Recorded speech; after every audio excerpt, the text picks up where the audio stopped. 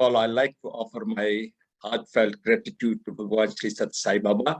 And also, I am grateful to Sri Sathya Sai Organization of United Kingdom, who has given us this opportunity to bring this wonderful speaker actually on this platform during this very difficult time of pandemic, to bring some very important health issue. This particular webinar is about the well-being, and it is presented by a wonderful speaker. Her name is Priya Narsai-Poonam. Priya Narsai-Poonam is a health and happiness coach supporting the well-being program and also consulting in Bolton.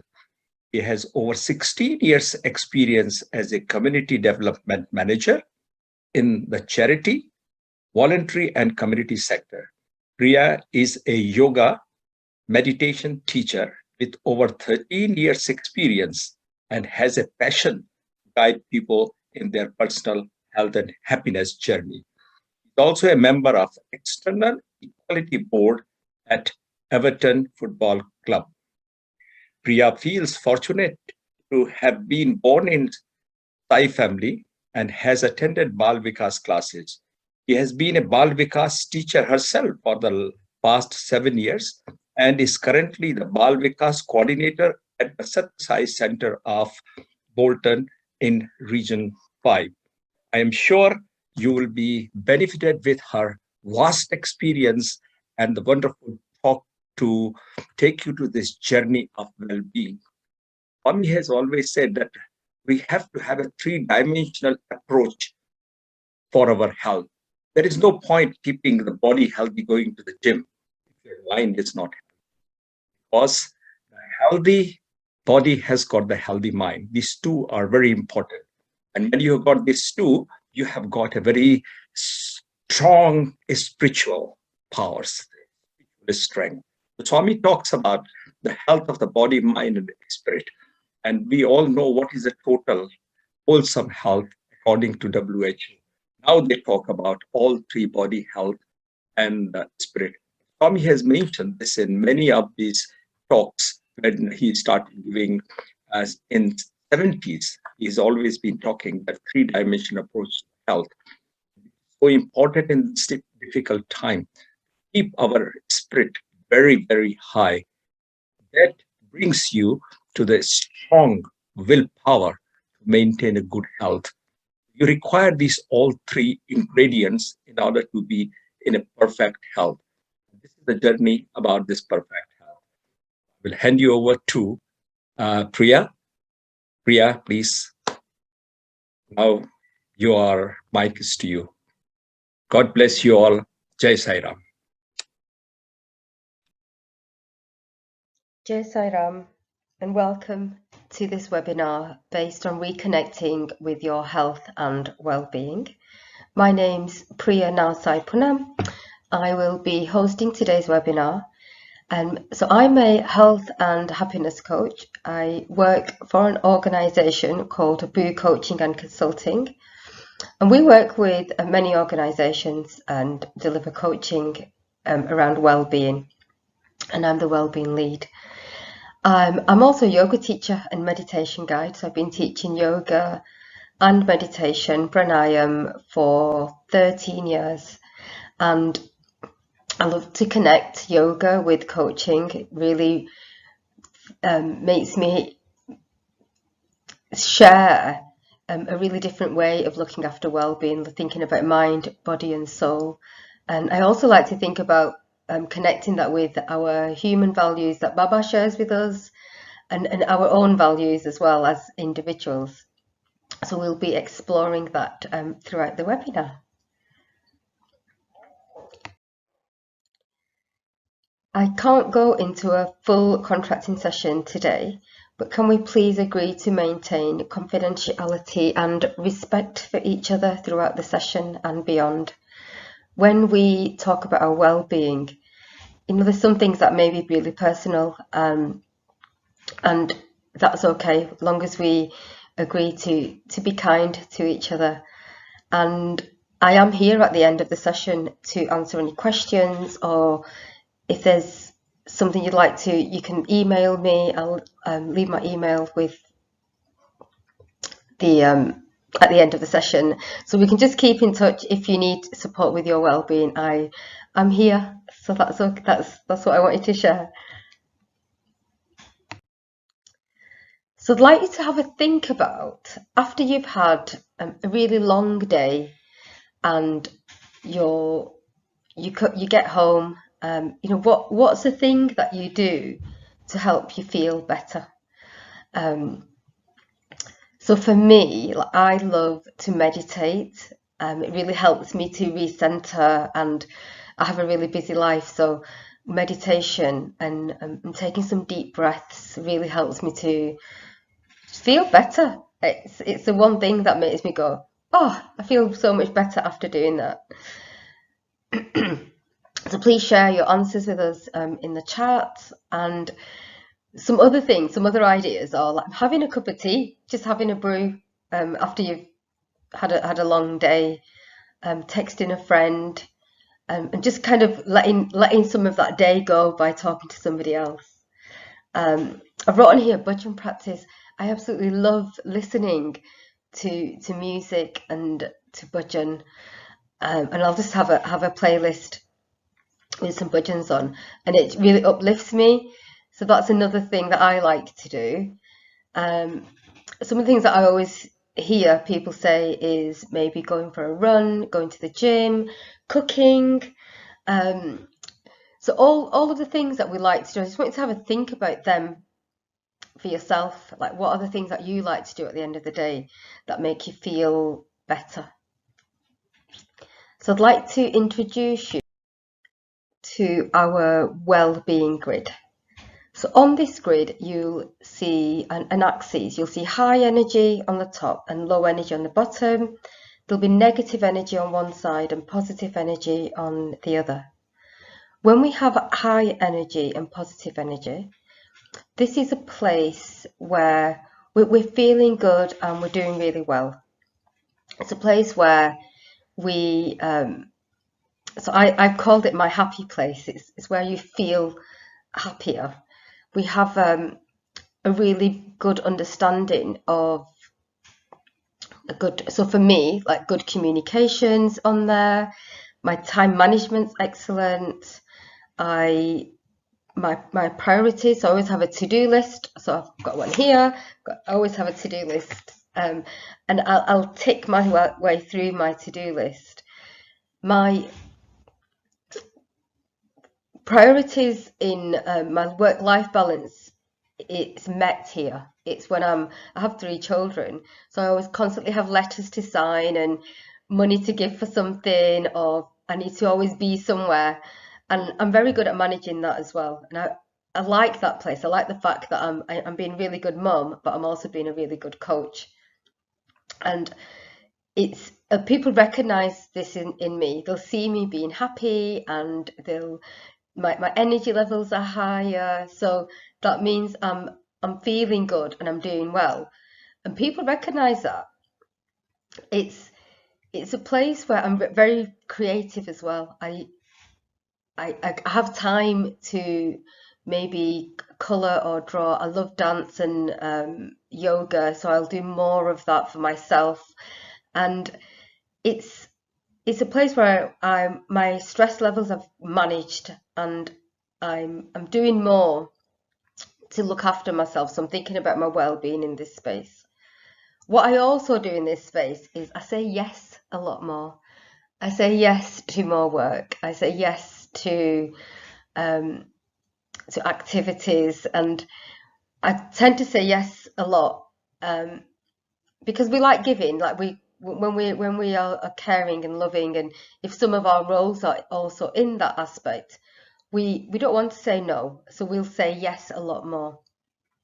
But then what I tend to do is move a little bit from this positive energy to the negative energy side.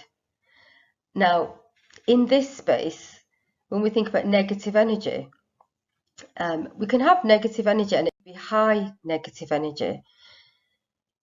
This is when we might have an endurance activity or a run or sometimes it's the end of the assignment when you have to get something done.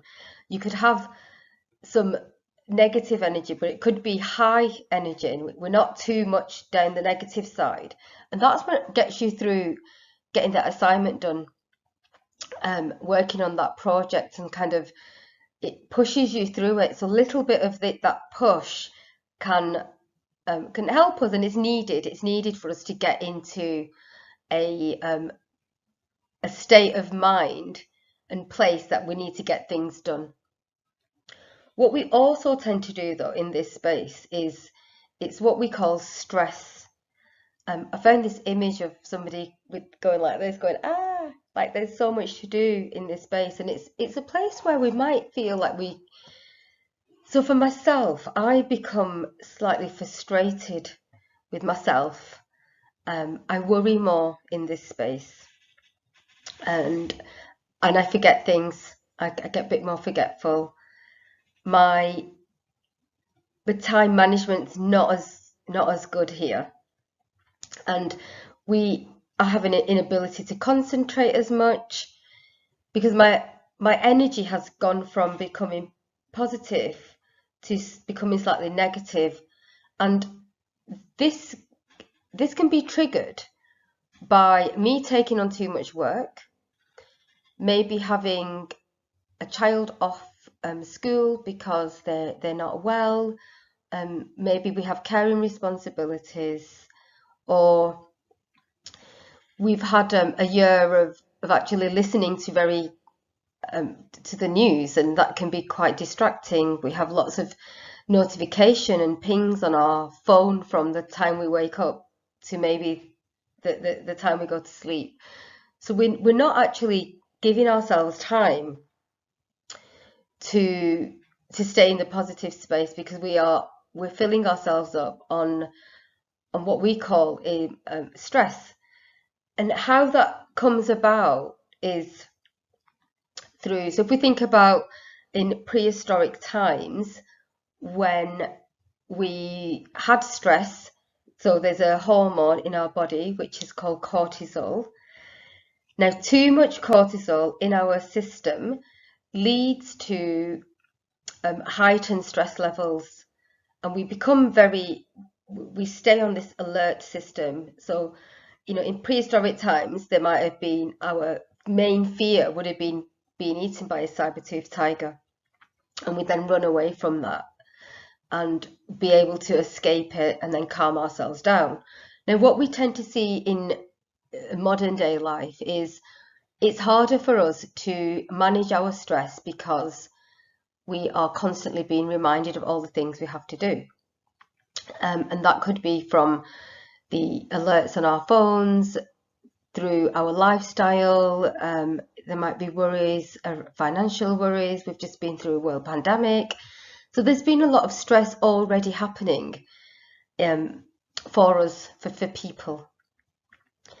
One of the other things I end up doing is withdrawing from others in this space. I won't answer my phone. People will be like, Priya, why haven't I heard from you? Like, what's going on? Where are you? So other people will notice when you might become in this space, which we call stress. So some of them are some of the psychological signs of stress, but as a yoga teacher and meditation guide, I find the physical aspects of stress come to me when I'm teaching amongst people. When we think about physical aspects of stress, this is where you may feel tension in your muscles, so that there might be a little bit of a hunch. You can see my posture here. When we're heightened in stress, we feel it in our bodies, we have more tension. Maybe feeling tired, that sign of exhaustion. There's a change in our appetite, so we may not think about what we're eating, and we might go for like the high carbohydrated, sugary, salty food rather than thinking about nutrition. And our immune system gets affected here. In our immune system, we have lots of nerves that live in our nervous system, lives in our gut. So we'll see a difference in our immune health as well.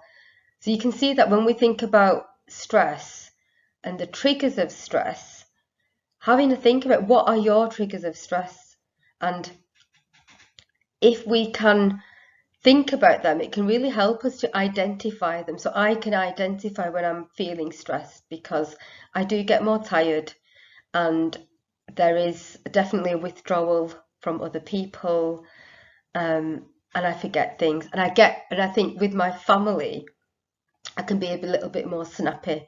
So that them I notice that in myself, and that's when I notice that I might be leaning towards this space that we call stress. Also remembering that when we have too much stress and cortisol in our body, it can then lead to, when we think about them physical aspects of stress that affect our body, it's that which can be really what's the word? It can affect us more. It can really make us feel not very well. Now, when we have too much stress, it can lead to a place called burnout. So burnout is a place where we have very low energy, but we have very negative energy. We might feel very low in our self-esteem. And this is that place where you might not be able to even get out of bed or feel like you want to do something. It might be a space where you are very withdrawn. We may procrastinate more, so we're overthinking things. And because of the loss of energy, it can really affect how our mood changes. Even talking about this space makes me, I can really feel it. I can feel that it's not a nice space. It is very negative. So during the lockdown, I was still working as a coach, and I do lots of breathing meditations as well. And there's a lady she's a teacher, and I had a message from her, and she'd ended up in A&E with heart palpitations and anxiety related incident, because she was in this place where what we call burnout, and she could feel it in her body. It's where her anxiety was higher. She could feel her heart rate changed, her breathing changed. So for this lady, she ended up in A&E because of stress, and it was stress related. And I'm sharing that because this can happen to anyone. If we don't recognize it, it can really take us into a place that's quite dark, and it's sad. I was in burnout. It was about 4 or 5 years ago, and I remember working I worked for Diabetes UK in London. I live in Bolton, and then we had a business, and I was teaching yoga. I have 3 children. You can see where this is going. I was doing the whole working too much, taking too much on, and not looking after myself, and then becoming quite ill because of it. Luckily, I kept practicing yoga, meditation. I remember actually going to a monthly bhajan, and one of the ladies said, "Oh, Priya, would you like to do the arti?" And I remember just thinking, I felt so overwhelmed, but I knew that was Baba going, "You just need to take it easy here," and he's looking after me. So finding them signs that make you feel better. And this is what the next square is around looking after ourselves. This is called rest and renewal. When we are in stress and burnout, this other space is where we think about rest and renewal. And these are the things that we talked about at the start when I asked you, what do you do at the end of the day? It's doing more of them things. So how often are we looking after ourselves and doing them things that we like throughout the day? So this is not us waiting till the end of the day to look after ourselves, but can we, when we're not feeling in that energy space, when you see it kind of going negative and low, what can we do to make ourselves kind of feel better? So when we think about rest and renewal, this is what we'll need when we might be in burnout. So when we're in burnout, it's rest and renewal that we need to recover. And it might mean we need talking therapies, might be some time, definitely time off. If you're working, it'll be time off work. If it's a holiday needed, or it's a space which is around, it's where we have low energies. We're not using a lot of our energy up, but it's positive. So when we think about positive energy and low energy, these are the things that are going to fill you up. They're going to make your immune system healthier. They're going to make you feel better within your mind and your body. And it's around us connecting with that. So I'm going to share the 5 to 6 ways of well-being, which we'll be able to kind of explore and think about ways that we can every day keep adding in to what works for us. What are the things that are going to make us feel better and do well?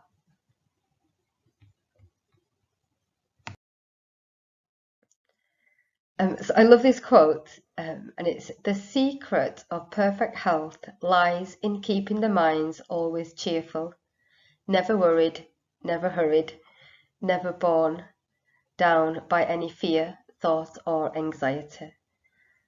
And this is around, it fits in really perfectly with what we are talking about today. That how can we keep our minds cheerful and try not to worry? So when we think about the different ways of well-being, it's using what works for you. Remember that we're all individual, and that Baba's also here to guide us and protect us to find our perfect health. I always find it was Ganesh Visarjan a couple of weeks ago. I was invited to our local mandir to do a talk on health and well-being. And I remember thinking, this is the first time I've been to the temple in 2 years, and I thought, oh my gosh, I haven't been. I have an underlying health condition, so I thought, am I going to be okay? But I remember when I got there and I started talking, I just had this feeling of Ganeshji was just taking away all of that anxiety, and just letting go to a higher being I felt lighter when I left. And I loved, like, when I was talking about health and well-being, it was me then going, actually, this is sometimes what I need is my spirituality as well. And I felt that day that I felt a bit lighter when I left the mandir. It was a really nice feeling. So finding them ways again of kind of what works for us, it's exciting.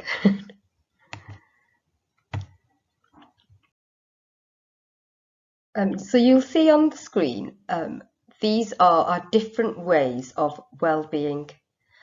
So there's give, be active, keep learning, take notice, connecting, and I've also added one on, which is spirituality, as we are a group of people who are Sai devotees. That how does our spirituality also link in with our well-being? So we're going to go through some of these, and the first one, if I can get the slides to move, is us thinking about self-care. So self-care might feel like one more thing on your to-do list, but it's the first thing you should do first that makes everything else on that list a bit easier. So this is from one of the quotes from work, and it's so true. Like we don't emphasize how important self-care and self-love is. And when we do look after ourselves, we can then, we can't fill from an empty cup.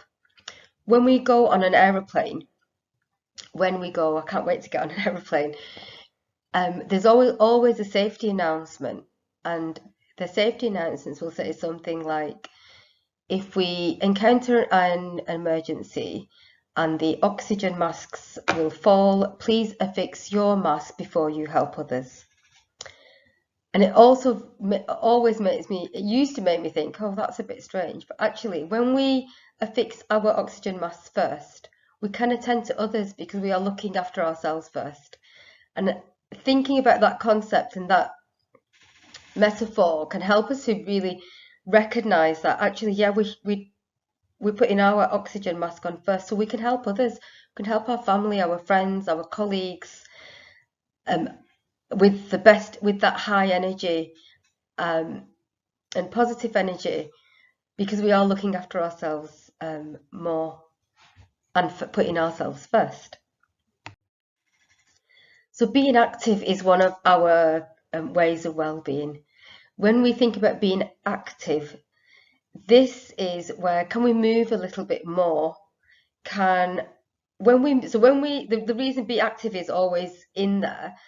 When we were also in a national lockdown, it was actually one of the things that we were allowed to do was go out for 1 hour a day and be active. What being active does, it reduces, so when we talked about stress earlier and the increase of cortisol in our bodies, what being active does is it reduces cortisol. So it's then giving us a really good hormones of endorphin, serotonin, and it's all the good stuff that our bodies need to keep healthy. And so being active, it doesn't mean that you have to go for a 10k run, or it might mean getting off the bus a stop earlier and walking a little bit more. So I work for Diabetes UK as a development office coordinator and run a program around how can we move more in society. So it might be, so I do often, so when I have coaching calls, I'll either go for a walk with the client, or I'll walk around with my phone. I'll walk and talk, so I'm not sitting. So being active could also mean moving. If I'm working from home, instead of using the bathroom upstairs, if I'm working upstairs, I'll come down and use the bathroom downstairs. So I'm just getting a bit of walking in throughout my day. And I like walking, so I'm not great at running. I teach yoga, so I love yoga. I'll always get my yoga mat out, and I like walking. So yesterday I was at a funeral, and it was in Exmouth, so I had to drive back home. It took 5 hours to get home. But as soon as I got home, I said to my hubby, I was like, can we go for a walk? Because I've been sat for so long, and just stretching my legs, a couple of round the block laps, and I felt better. And it releases tension that we have in our bodies. So if we all go like this and then go like this, you can just feel the difference. So like just roll your shoulders back a little bit, well done, and stretch the hands all the way up. Hold onto your wrist and come over to one side, and just feel that releasing tension from our bodies can make us feel better. There we go. And how does that feel? Just a little bit of movement. We hold tension in our muscles. So when I said earlier, when it gets cold, especially, I'm always like, oh, it's so cold. And when we get stressed, we might go like this more. So can we think about kind of really rolling our shoulders away from our ear? I'm also a personal trainer, so this is one of my favourite subjects. When I talk about being active, I'm like, okay, I know the benefits of this are really important for us to keep mobility as well, and flexibility. So being active, finding the things that you enjoy. There may be something from when you were younger that you enjoyed that you might reconnect with. So I used to love playing badminton, and a while ago, kids bought a badminton set. Like, Mum, shall we play? I was like, oh, actually, yes. And I had so much fun. So we often do that now. I'm like, should we play badminton? Gets me moving, and it's fun as well. So finding things that you find fun. Always find things that you find fun. That's the best part of it. Connecting. So connecting is around. So we have actually hadn't have the opportunity to connect with people as often as we could have. And when we connect with others who are like-minded, maybe connecting with family and friends, communicating with others, it helps our well-being. It helps us to reduce that stress because we're talking. When we talk with others, we're sharing that burden. We are having an opportunity to reconnect with people with an interest of yours. So can we think about that? Have a think about, is there groups that you might enjoy? So I've been really missing our monthly budgeons, because that's a time when we'd always connect with each other.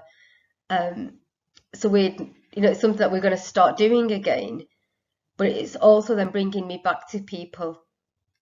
So finding things for yourself that can connect you back up into the community or with your friends and family. Maybe it's a WhatsApp group. It could be sending pictures to, like my children, they're not great with, they don't like texting a lot, but they love taking photos. So they'll always send my mum like just photos of something they might have made or done, and it keeps kind of that connection going between people. So how can we connect with people around us?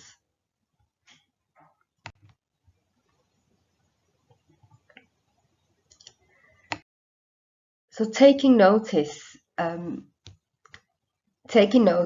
being present, mindfulness, meditation, these are all aspects of what taking notice is. So what we tend to do is we either chain ourselves to the past, thinking about things that have happened and why they've happened and why did that happen to me, or we will jump ahead to the future.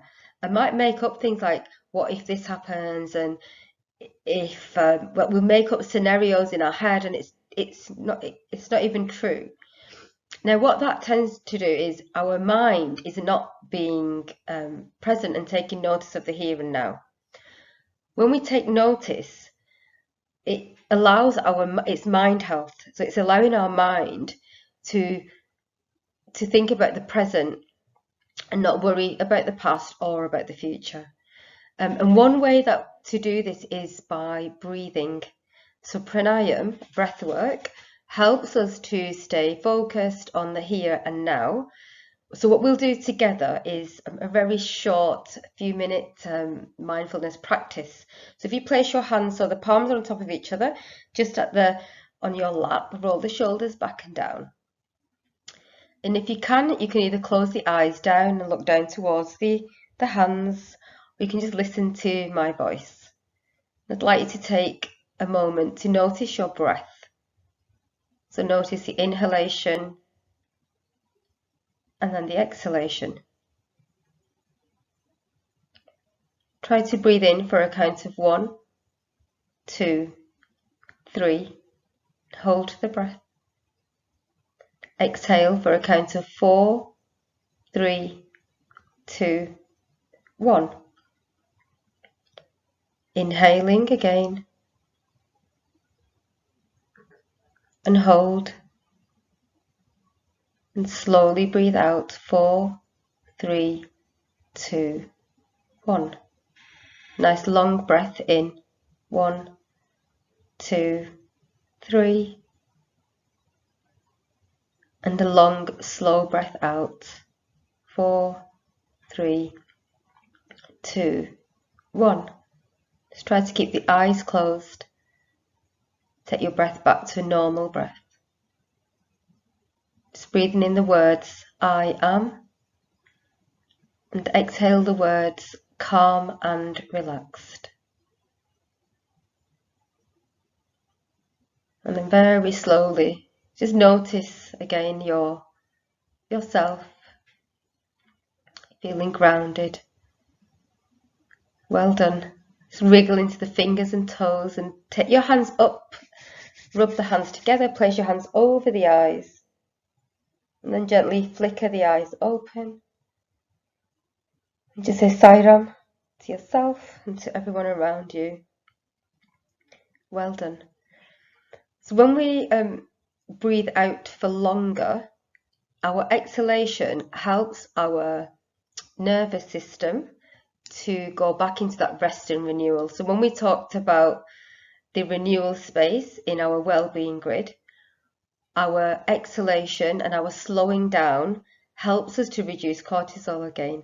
So taking notice in meditation is something that we can do when we need to take 5. We can take it as as a breath work, or we can just taking notice of what we do. I'll come back and do a full session on this because it's my bag. I love it. My favorite thing. So one of the other ways we're thinking about connecting with our well-being is giving to charities, giving our time to people. You can give monetary value to people, or like different.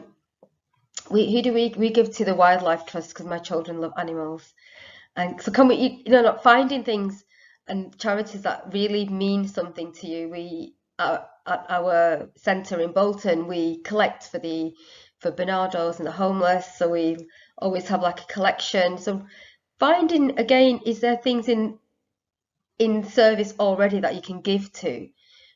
If you have a profession, can you give through that? Is there, so giving helps us feel better, and it's not a selfless thing to do. It's actually, it makes you feel good, but you're also helping other people as well as ourselves. So can we give from our hearts and be able to keep giving? And again, it's a part of our well-being because it makes us feel good. It's reducing that cortisol all the time. So these are the ways of well-being that are going to keep boosting us, keep making us feel better. And keep learning. It's scientifically proven that the learning aspect is around, is there a new project? Is there something creative you might want to do? So when I'm teaching, I teach a group of people, elderly, and some of them are in their 80s, coming up to their 90s, and they're learning yoga. And they love coming because they're always learning something different. When we again, it's keeping our minds is always working. So can we keep retuning our minds when we think about, we just did some breathing and taking notice.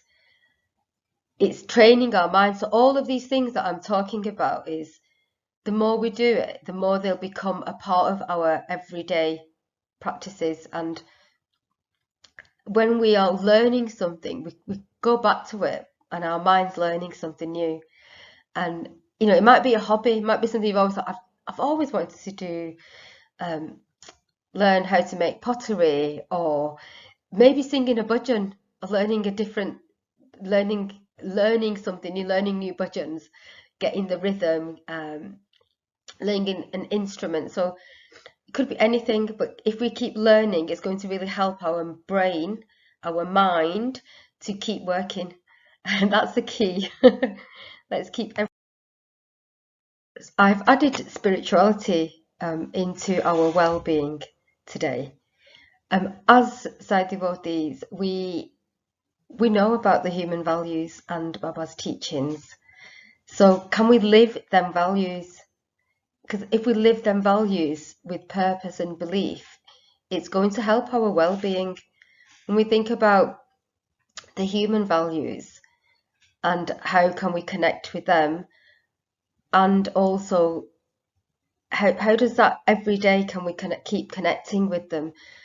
And I understand that sometimes we get very busy. When we get into that stress zone, we can, some things that kind of we stop thinking about is maybe the spirituality. I remember some days I've rushed out of the house, I've got to get to work, I haven't done my divo, but I'll then put my mantras on in the car and I'll chant all the way to work.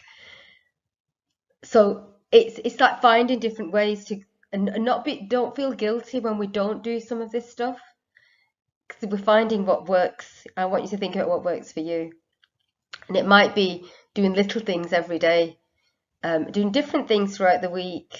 Some things will connect with you more than others, but when we stay on that path of living our values, then, and our purpose, we can look after our well-being. We can really focus on ourselves as well.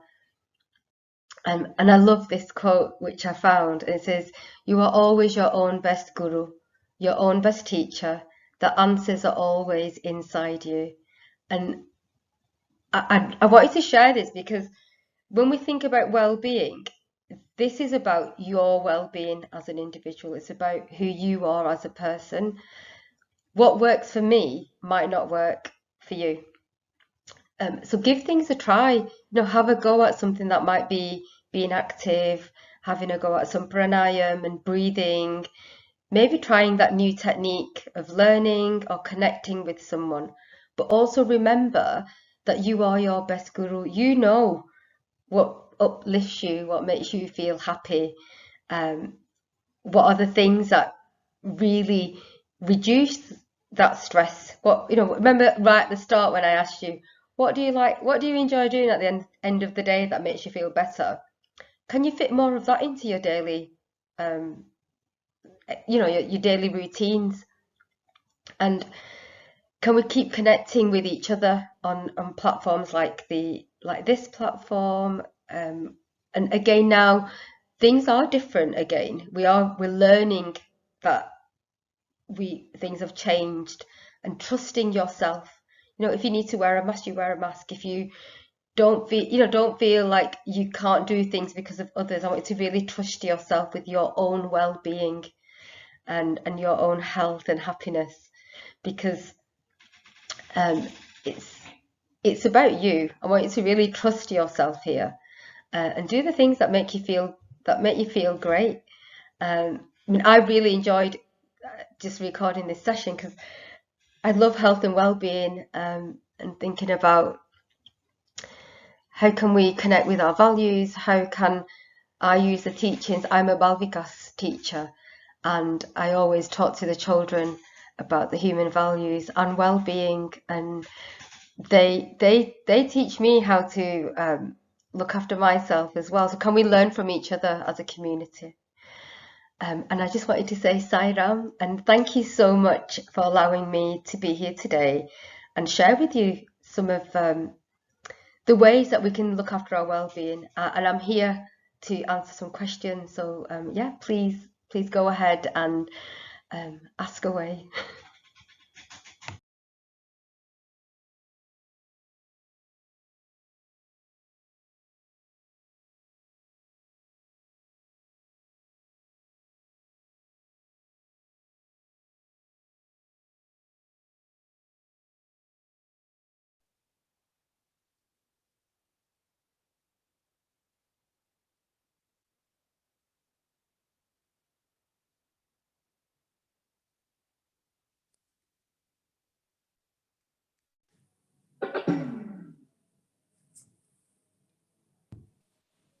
Apologies, I was on mute, so you couldn't hear me. Thank you very much, Priya, for the excellent session this evening. And several things stood out for me, but the most important thing was you touched on asking ourselves for help rather than going to the doctors or family or parents and things like that. And drawing on and discovering your own inner strength is very important and obviously reliable when nobody else can help you and things like that. So I found the session quite helpful. The protecting the me was the other interesting thing for me. The first question I would like to ask you is, can you give us one top tip for everyone today? If there is one thing we can change, we can do, and at the end of this session, what would it be? Or what should it be? To prioritize your well-being. So really for yourself, every day, do one thing that makes you happy, that brings you joy. And it could be I practice a short amounts of breathing and meditation. So when we think about breathing effectively in pranayam, that will help us to control our nervous system, helps us to keep our body in that rest and renewal state. So I would probably advise people to take at least 3 minutes a day to breathe in for 3, hold for 4, and out for 5. It's called the 3-4-5 breath. So it's quite easy to remember because it's 3, 4, 5. So you inhale for 3 counts, hold for 4, and exhale for 5. And that really helps us to then recenter our mind from distractions and to bring ourselves back to ourselves. I think practicing the pranayam was a very, very good tip. What somebody does want to know is, when is the best time to do this, and how many times should one do it, depending on how much time they have? What is the best time to do it, and how long should they do it for? So if it's something, if you want to form a habit, it's something we have to start doing regular. So like anything, when we wake up and think, I need to have a cup of tea, a really good way to do it is to add your pranayam to something you're already doing. So I will, before I even wake up, I will do my pranayam. Before the alarm goes and I know I need to start the day, I'll start some pranayam then. And what I advise some of my clients is, say, if they're putting the kettle on in the morning, while the kettle's boiling, instead of looking on the phone or walking around the house, I'll say, do your pranayam then. And when the kettle finishes, you're ready for your... And I learned this from, he's called Dr. Chatterjee. I went on one of his talks, and he's quite a famous doctor. And it was one of his tips that, can you add, when we think about behavior change, add in also mornings are very good for pranayam, evenings are great. Whenever you have the time, that's the key, is don't feel like you have to sit for 20 minutes a day for pranayam. If you have 3 minutes before a meeting, use your 3 minutes to breathe. If you've just had your lunch and then you're going back into work, if you're working, use that time in between to go, I just need to take 5 minutes because I'm feeling a bit flustered. I think that's a really brilliant tip. So once in the morning, maybe once at about lunchtime, and then maybe at night before you go to sleep, are 3 crucial times to do it. And can you do it privately without other people knowing what you're doing, or does it have to be in view of everyone? Yes, absolutely. If you usually when people wouldn't know, when we all have to breathe every day, otherwise we wouldn't be here, would we?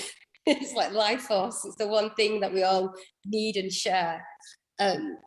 So yes, absolutely, you can use that breath.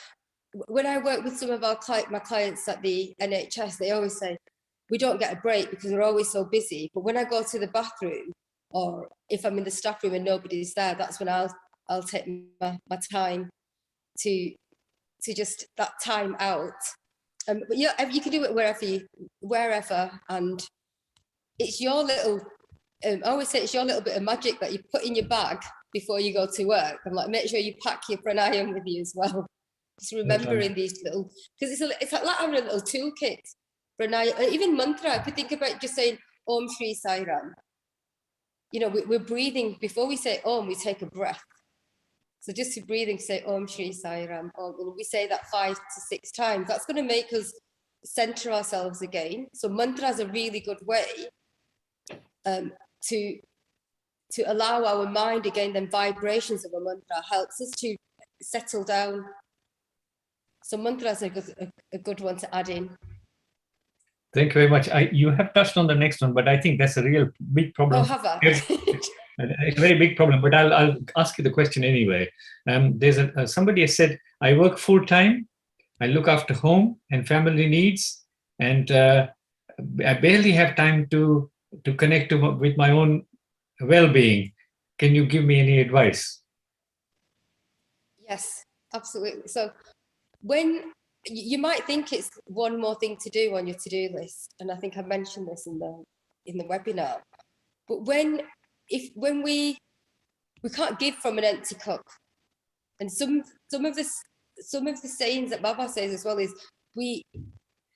if we are love and we share that love, but to keep our love topped up, taking their moments or trying to fit in a walk, maybe just or 10 minutes every day. I remember I have 3 children, a business, and 2 jobs.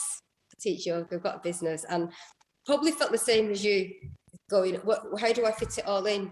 But I wasn't looking at it correctly. What I was thinking is, when I thought about healthcare, I kept thinking, I need 1 hour a day to look after myself. I need to either go to a gym or I need to do something somewhere else. And then I realized I don't have an hour a day, but I can fit in 10 minutes in the morning, 20 minutes in the afternoon, maybe 10 minutes in the evening. So breaking up your well-being throughout the day can really help us, because we're not waiting till the end of the day. Because right at the start of the webinar, I asked everybody, what do you enjoy doing at the end of a really rough, tough day? If you remember the question. Yeah, now, if we think about them things, can we introduce them during our day? So making sure we take our breaks at work. Everybody should be taking their breaks. And I know some days we might feel like we can't, but if we can, use that. It's your time. So I'd suggest using some of the things that we talked about, but sprinkle them like throughout the day, pepper the day with good well-being, because then at the end of the day, you'll feel better. No, thank you very much. That's very, very helpful. There are lots of questions on burnout. Is burnout temporary or permanent? Is it reversible? And apart from feeling low esteem, what are the signs there are of spotting burnout? What is the difference between depression and the burnout? And how do you handle the burnout either before it happens or when it happens? So when we think about the energy grid that I talked about, we've got good energy where we feel good, we're doing well. And then we went into the stress side, where there's the psychological aspects of stress and there's physical aspects of stress. Now your burnout, your triggers of stress, when we can know, so for me, I will notice I'm stressed if I'm a bit more snappy, I'm running around lots, I'm not communicating very well. So when I can notice, so what's the key to this is noticing what your triggers of stress are. When you can notice what your stress triggers are, it's going to enable to catch them and go, oh, I think I'm feeling a bit stressed right now. So we don't start procrastinating and thinking that it's normal. It's actually, there's a difference in your body, or there's a difference in your thought pattern. If we notice that, then we can actually think about that rest and renewal. So when we go back to renewal and well-being, that renewal and well-being is going to counterbalance our stress and burnout. Now, depression it's a mental health illness. So if somebody has depression, as a society, we need to respect that can be an illness, and it is an illness, sorry. And burnout will add to that because we're not looking after ourselves. So when we think about self-care, it's not about running a bubble bath and going on a spa day. Self-care is actually about, can we recognize our stress triggers? Can we have boundaries? Can we be really healthy about what we say yes to? Can we say no to things if we need to, so we don't go into burnout? And what was the other bit, Uncle? Did you say, what are the signs of burnout? Yeah, what is the difference between burnout and depression? Are there any signs, telltale signs of depression when we know it's not burnout and we need to go and get help? So burnout is when, there's different types of mental health. So we can have, there's depression, some people have anxiety, there's schizophrenia, there's bipolar. So there's many different types of diagnosis that might fall under having a mental health illness. Now, burnout is something which is manageable. So most people will not have depression unless it's been clinically diagnosed by a doctor, a GP, or in a medical terms.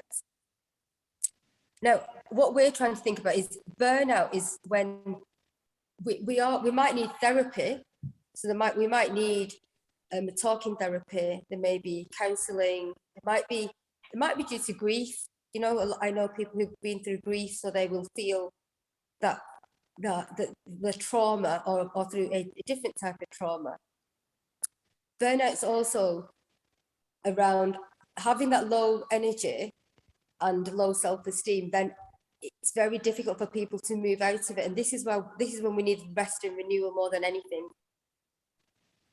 Thank you very much. That was very helpful. Did I answer the question? I think you have addressed. I think you have addressed the question. But about whether you think that burnout is reversible or not, or I suppose what they're asking is related to the next question. a questioner who says, when I am feeling really, really lousy and I can see no light at the end of the tunnel, I get this feeling, what is the best thing I can do just to see it through? Finding, again, we're all really different, and it might be a small thing. It might be, so it's not a grand gesture. It's mainly we need rest and renewal, but it's finding what works for you. So I know what I need, but having a go at some of the different things that we've talked about in renewal. So, you know, do I need to be active? Do I need to take notice? Well, can I learn something new? All of them 5 to 6 ways of well-being will help us. There might be one thing out of them 5 that you'll go, I actually like doing that. I'm going to try that one thing. And you don't have to do too much, because we need to think about renewal. It's a low energy and positive energy activity. So it might be a massage. Sorry. Thank you very much. That was very helpful. Somebody wanted to know, you mentioned the inner critic in your talk. Yes. How does one deal with the inner critic? And can you give us some tips? Yeah, absolutely. Yeah. So our inner critic, it's that little voice inside our head that's not very helpful. It likes to tell us that we're not very good and you're not good enough and you haven't done your best. One thing to remember is that we all have one. I have one. Everybody has one. Everybody has this inner critic. And the way to answer it is to be kind and compassionate to yourself. So treat yourself like you would treat your best friend, I always say to people. We treat our friends with so much love and care and attention. Can we do that to ourselves? So really being our own best friend, being our best ally. And another way to practice that is thinking about gratitude and joy. So when we think about gratitude, what are we grateful for? So today's Dhanteras, and it's a really auspicious day in the calendar, and I'm really grateful, like, for all the things when I think about health and wealth. That's what I think about when I think of Dhanteras. It's around, can we be healthy? So I'm really grateful for my health. So can we think about gratitude and joy? Maybe writing 3 things down every day that you're happy about. 3 things every day that you're grateful for. Some days it might just be my bed, slippers, coffee.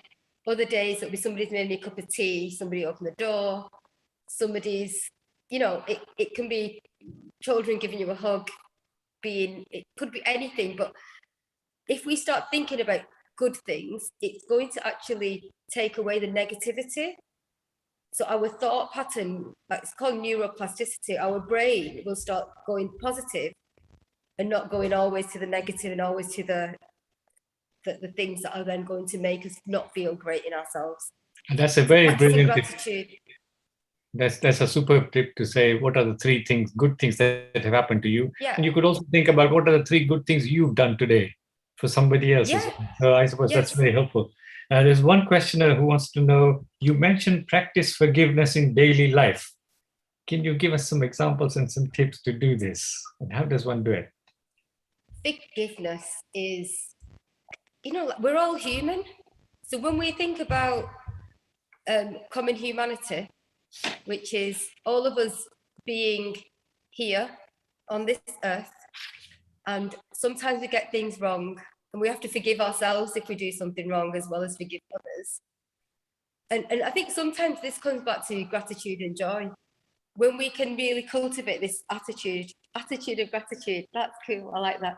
When we can think about having a different attitude towards things that might go wrong, or something, because we always learn learn from all our experiences. So I think forgiveness it's a bit of an inner journey, but I'd like to say finding that compassion, knowing it's human, common humanity, and being kind. It doesn't cost us anything just to be kind to ourselves and to others around us, because the world's a better place if we're kind to each other. That's very helpful. Thank you very much. You also mentioned connecting with people. Now, as you know, physically connections have been very difficult with the COVID and things like that. And you did give some examples of internet and like we're doing now and whatever. So is the physical contact better than that, or is it the same? So does it have same sort of effect? And if we can't do the physical, at least we can do something else like telephones or emails or etc. Connection is a part of our well-being. When we've had to isolate, so I was shielding, so it's like a year, and I live in Bolton, so we were isolating forever. It was shocking. We've all spent a lot of time having to probably kind of when we think about our stress levels and being lonely, everybody's had to encounter that in one way or another. What connection helps us do, again, it helps us to find people that we can talk to.